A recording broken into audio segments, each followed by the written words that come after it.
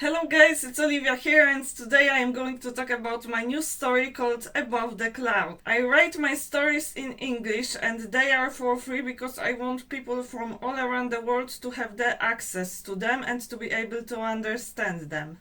This story, just like the others, takes place in a fantasy world, however it's psychological, and the place is called the Spirit Mountains, which are built well in some different way than the other ranges. The Spirit Mountains are not only the place where you actually have the mountains themselves, like the tall peaks coming from the ground, but there are also like the floating islands like all above this place, which makes this place really special, and the creatures living there use actually dragons as a way to get from one place to another. I truly wish dragons did exist in the real world. The characters are supposed to look for the dragoness, and the whole storyline is like full of many details, many metaphors. So yeah, I'm pretty sure you're gonna have so much fun reading it. To me, it was actually fun to write this whole stories. I had endless amount of ideas, and it was actually really difficult to be able to pick like the right ones so the whole story comes logical, because well, there were like so many of them.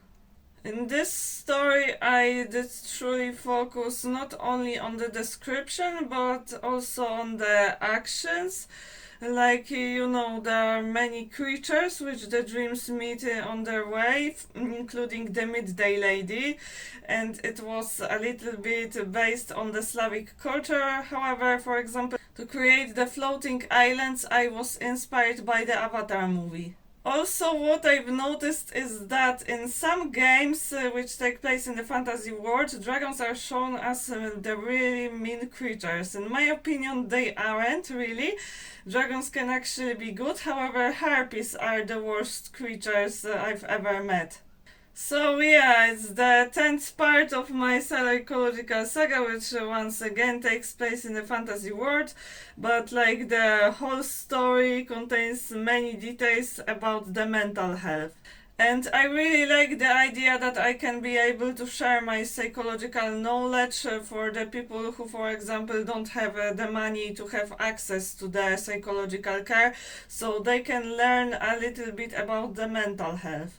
Also, there are actually some people who don't know it, but this year I've graduated the psychological studies. Currently have been waiting to get the master's degree, and also I've been doing some courses to make my knowledge a little bit bigger.